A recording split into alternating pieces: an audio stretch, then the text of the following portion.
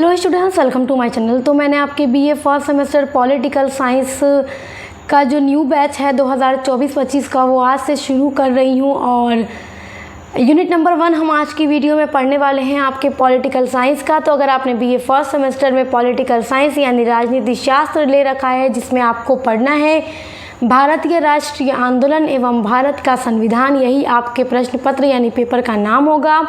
भारतीय राष्ट्रीय आंदोलन एवं भारत का संविधान, यही आपको पढ़ना है राजनीति शास्त्र बीए फर्स्ट सेमेस्टर में। तो उसका यूनिट नंबर 1 हम आज पढ़ने वाले हैं। यूनिट नंबर 1 है आपका भारतीय राष्ट्रीय आंदोलन का जन्म, वृद्धि और राजनीतिक प्रवृत्ति। देखिए, भारतीय राष्ट्रीय जो आंदोलन है उसका जन्म कब हुआ, उसकी शुरुआत कैसे हुई और वो किस तरह बढ़ता गया।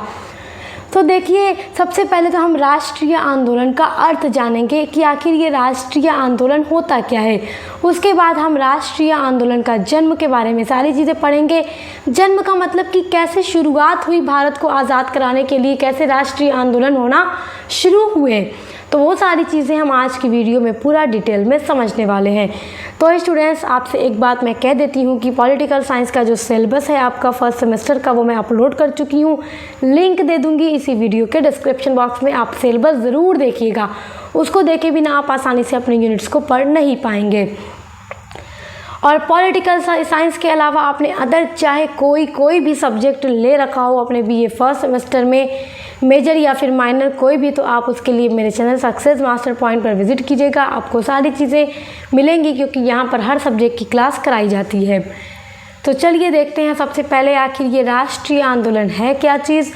तो देखिए, भारतीय राष्ट्रीय आंदोलन एक जन आंदोलन होता है जहां भारत के लोगों ने अपने दिल के अंदर राष्ट्रवाद की भावना को पैदा करना शुरू कर दिया।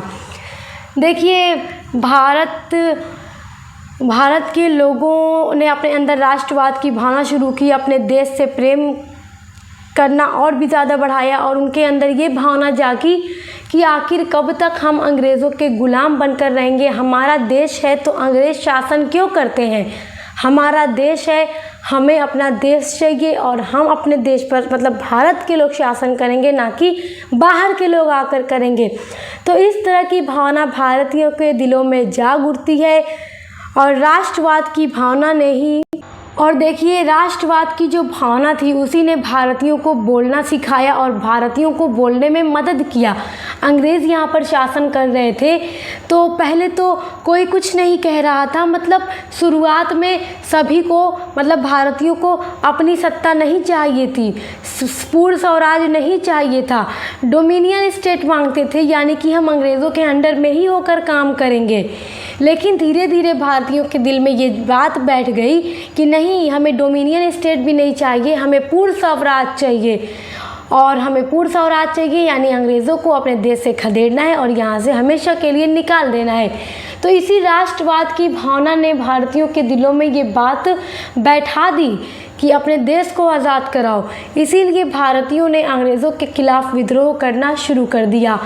तो देखिए, सबसे पहला विद्रोह हम पढ़ेंगे 1857 का विद्रोह, जिसे पहला राष्ट्रीय आंदोलन भी कहा जाता है और उसे 1857 की क्रांति भी कहा जाता है। मतलब उसके कई सारे नाम हैं। देखिए, दूसरे शब्दों में हम कह सकते हैं कि जो भारतीय राष्ट्रीय आंदोलन है, तो राष्ट्रीय आंदोलन का जो शाब्दिक अर्थ होता है राष्ट्र के लिए आंदोलन होता है, यानी अपने देश के लिए आंदोलन करना। यह देशवासियों के द्वारा राष्ट्र हित में चलाया गया आंदोलन होता है। तो आप ये राष्ट्रीय आंदोलन का अर्थ उम्मीद करती हूँ समझ गए होंगे, काफ़ी सिंपल से वर्ड में मैंने आपको बताया है। तो अब हम देखेंगे कि आखिर भारत में राष्ट्रीय आंदोलन का जन्म कैसे हुआ, उसकी शुरुआत कैसे हुई। तो वो है 1857 का विद्रोह या 1857 की क्रांति। देखिए, 1857 का जो विद्रोह था इसे प्रथम स्वतंत्रता संग्राम भी कहा जाता है। देखिए, 1857 का विद्रोह भारतीय स्वतंत्रता के लिए पहला युद्ध था और जो इसकी शुरुआत थी 10 मई 1857 को मेरठ में हुई थी। तो कब हुई थी? मेरठ में हुई थी 10 मई 1857 को। यह ईस्ट इंडिया कंपनी के खिलाफ बहुत बड़े पैमाने पर पहला विद्रोह था। लेकिन ये जो विद्रोह था वो असफल हो जाता है क्योंकि बहुत सारे ब्रिटिश जो गवर्नर थे उन्होंने इस विद्रोह को दबा दिया। लेकिन ये विद्रोह तो असफल ज़रूर होता है, लेकिन भारतीयों के दिलों में एक बहुत बड़ा प्रभाव डालता है और भारत में पूरे स्वतंत्रता आंदोलन को उभार देता है। और इसी को पहला राष्ट्रीय आंदोलन भी कहा जाता है। और राष्ट्रीय आंदोलन की नींव कहा जाए तो यहीं से पड़ती है और यहीं से भारतीयों के दिलों में आज़ादी की लहर उठती है कि हमें आज़ाद होना है और हमें आज़ादी चाहिए। देखिए, जो 1857 की क्रांति थी, तो आखिर उसका तात्कालिक कारण क्या था, ये आपको जानना बहुत ज़रूरी है। क्योंकि किस कारण से ये विद्रोह होता है, ये क्रांति होती है ब्रिटिश ईस्ट इंडिया कंपनी के खिलाफ। तो देखिए, 1856 में अंग्रेज़ी सरकार ने पुरानी लोहे वाली बंदूक के स्थान पर एक नई राइफ़ल लाई जो बहुत अच्छी थी और उसका प्रयोग करने का निश्चय किया। क्योंकि अंग्रेज़ों की सरकार थी, अंग्रेज़ जो चाहते थे वही करवाते थे भारतीय सैनिकों से भी। तो जो पुरानी लोहे की बंदूक थी उसके स्थान पर नई बंदूक ले आते हैं और कहते हैं कि अब इसी बंदूक का यूज़ करना है भारतीय सैनिकों को और सभी सैनिकों को। इस नई राइफ़ल में कारतूस के ऊपरी भाग पर मुंह से काटना पड़ता था। देखिए, जो गन लगाना होगा उसके ऊपर जो खोल लगी होगी कवर, उसको मुंह से काट कर लगाना पड़ता था। तो मुंह से काटना पड़ता था। तो जनवरी 1857 ईस्वी में बंगाल सेना में यह बात फैल गई कि नई राइफ़ल के कारतूस में गाय और सूअर की चर्बी है। जो ऊपर से ये कारतूस था, कारतूस के ऊपरी भाग को मुंह से काटना पड़ता था, तो उसमें गाय और सूअर की चर्बी से उसको बनाया जाता था ताकि उस पर जंग न लगे, मुलायम हुआ रहे। तो ये बात बंगाल में फैल जाती है जनवरी के महीने में 1857 ईस्वी में। तो जब देखिए, बंगाल एक ऐसा स्थान था भारत का जो बहुत बड़ा भी था और जो राष्ट्रवाद की भावना होती थी वो कहीं ना कहीं बंगाल से ही उभर कर पूरे देश में फैलती थी। तो बंगाल के सेना में ये बात फैल जाती है कि गाय और सूअर की चर्बी इसमें है। तो देखिए, गाय जिसको गौ माता है, तो गाय को मारना और उसकी चर्बी का प्रयोग करना ये गलत है। और सूअर की चर्बी जो कि जिसको गलत माना जाता है। देखिए, चाहे मुसलमान सैनिक था या हिंदू सैनिक था, दोनों के धर्म में सूअर को जैसे बहुत अच्छा नहीं माना जाता। देखिए, मुसलमान अगर कोई सैनिक है तो मुसलमानों में सूअर को नापाक माना जाता है। अगर ये टच भी हो जाए तो नहाना है और उसके बाद ही नमाज़ पढ़ेंगे। तो ये बात फैल जाती है और चाहे मुसलमान हो या हिंदू सैनिक हो, दोनों ने इस बंदूक का यूज़ करने से पूरी तरह से मना कर दिया कि हम ऐसी बंदूक नहीं यूज़ कर सकते। सैनिकों को विश्वास हो गया कि चर्बी वाले कारतूसों का प्रयोग उन्हें धर्म भ्रष्ट करने का एक निश्चित षड्यंत्र है। धर्म भ्रष्ट का मतलब हिंदू लोगों में गाय को गौ माता माना जाता है और मुसलमान में देखिए सूअर को तो नापाक माना ही जाता है। तो कहीं ना कहीं हिंदू हो या मुसलमान, दोनों सैनिकों का धर्म जो है वो खतरे में पड़ जाएगा ना इस तरह से। तो उन्हें समझ में आ गई कि ये अंग्रेज़ों की चाल है कि हमारा धर्म जो है भ्रष्ट हो जाए, खराब हो जाए। तो परिणाम स्वरूप सैनिकों में क्रांति की ज्वाला भड़क उठी कि हमें क्रांति चाहिए और वो विद्रोह करते हैं इनके खिलाफ, अंग्रेज़ों के खिलाफ। तो यही एक तात्कालिक कारण था कि वो कारतूस का प्रयोग करने से मना कर देते हैं, इस बंदूक का प्रयोग करने से मना कर देते हैं जिसमें पिग और काऊ की चर्बी लगी है। देखिए, मैंने आपको बताया ना कि जनवरी 1857 में बंगाल में ये बात फैलती है कि इसमें गाय और सूअर की चर्बी का प्रयोग किया जा रहा है, जिससे क्रांति की ज्वाला सैनिकों में भड़क उठती है। तो उसके बाद फरवरी 1857 में बहरामपुर में भी कहीं ना कहीं इस क्रांति की ज्वाला वहाँ के सैनिकों में भड़क उठती है। और देखिए, मंगल पांडे जो थे, ये बैरकपुर छावनी के 34वें नेटिव इन्फेंट्री के सैनिक थे, मंगल पांडे। तो जब ये देखते हैं, अपनी आंखों से इन्होंने देखा था, चले जाते हैं फैक्ट्री जो थी उसमें चले जाते हैं और ये देखते हैं कि गाय और पिग की चर्बी का प्रयोग किया जा रहा है। तो मंगल पांडे ने क्या किया, देखिए क्रांति के बहुत प्रमुख व्यक्ति थे 1857 की क्रांति में। तो इन्होंने क्या किया कि ब्रिटिश जो कमांडर थे, जो अधिकारी थे, तो उन पर गोली चलाने का, जैसे उनके खिलाफ विद्रोह करने की घोषणा की कि मैं आपके जैसे कि इनके खिलाफ विद्रोह कर दो। इन्होंने क्यों ऐसा काम किया, तो मंगल पांडे ने क्या किया, 29 मार्च 1857 को 2 ब्रिटिश अधिकारियों पर गोली चलाकर उनकी हत्या कर दी।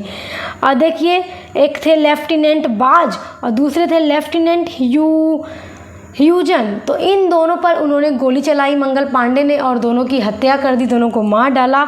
उसके बाद मंगल पांडे को क्या होता है कि सज़ा दे दी जाती है फांसी की, क्योंकि ब्रिटिश सरकार थी, ब्रिटिश अधिकारियों को इन्होंने मार दिया। तो ब्रिटिश सरकार ने क्या किया, 8 अप्रैल 1857 को मंगल पांडे को फांसी दे दी। उसके बाद देखिए 10 मई से शुरुआत हो जाती है इस क्रांति की। यहाँ से देखिए ये तात्कालिक कारण बन जाता है क्रांति का। मंगल पांडे ने ब्रिटिश अधिकारियों को गोली चला के मार दिया, फिर मंगल पांडे को भी फांसी की सज़ा दे दी गई और इन्हें 8 अप्रैल 1857 को फांसी दे दिया गया। यहाँ से कहीं ना कहीं क्रांति की शुरुआत हो गई थी। फिर देखिए 10 मई 1857 को मेरठ छावनी के 20वीं नेटिव इन्फेंट्री में चर्बी वाले कारतूस का प्रयोग करने से भी मना कर दिया और मना करके सशस्त्र विद्रोह कर दिया और अधिकारियों पर गोली चला दी और बंद साथियों को मुक्त कराकर वो दिल्ली की ओर चल पड़े। और 11 मई को वहाँ पर वो लोग दिल्ली पहुँचते हैं और 12 मई को दिल्ली पर अधिकार करते हैं। और मुग़ल बादशाह जो थे बहादुर शाह द्वितीय, जिन्हें बहादुर शाह ज़फ़र भी कहा जाता है, तो जितने भी क्रांतिकारी थे उन्होंने दिल्ली बहादुर शाह ज़फ़र के नेतृत्व में दे दी और उन्हें अपना बादशाह या सुल्तान मान लिया। तो देखिए बहादुर शाह ज़फ़र भी कहीं ना कहीं इस क्रांति के एक प्रमुख व्यक्ति थे। तो आप 1857 की क्रांति याद रखिएगा, यही पहला राष्ट्रीय आंदोलन है जहाँ से अंग्रेज़ों के खिलाफ़ विद्रोह शुरू हुआ। और ये विद्रोह कहीं ना कहीं असफल ज़रूर हो जाता है, लेकिन भारतीयों के दिलों में क्रांति की ज्वाला भड़क उठती है और अपने देश को आज़ाद कराने की ज्वाला भड़क उठती है अपने दिल में। और फिर यहीं से धीरे धीरे आंदोलन होता जाता है और फिर 1857 में शुरू होता है ना क्रांति। उसके बाद 15 अगस्त 1947 को हम आज़ाद होते हैं।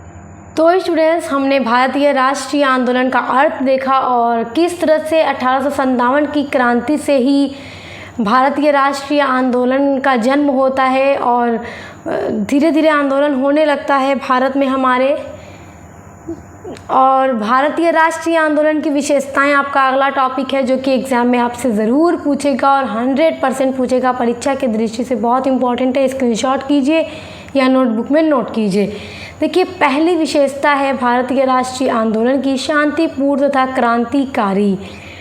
देखिए, भारतीय राष्ट्रीय आंदोलन में मुख्यतः शांतिपूर्ण तरीकों को ही अपनाया गया था, जिसका नेतृत्व महात्मा गांधी ने किया।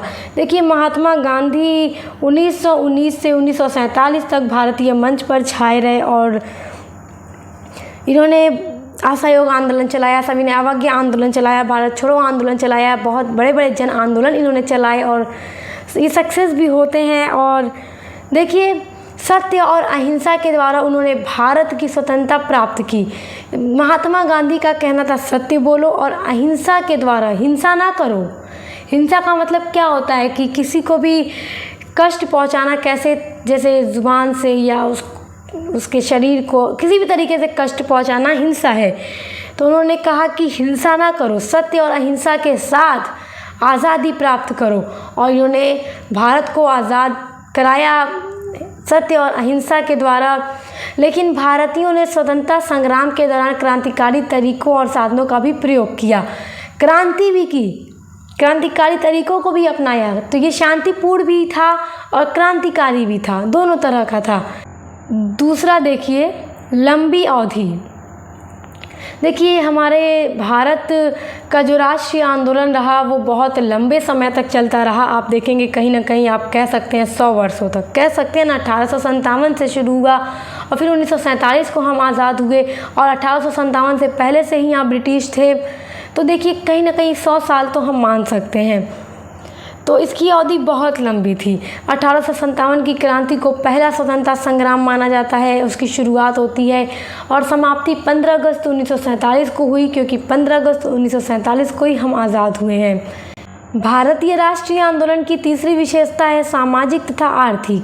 देखिए, भारतीय राष्ट्रीय आंदोलन का रूप सिर्फ राजनीतिक ही नहीं था, इस आंदोलन के सामाजिक तथा आर्थिक पक्ष भी थे।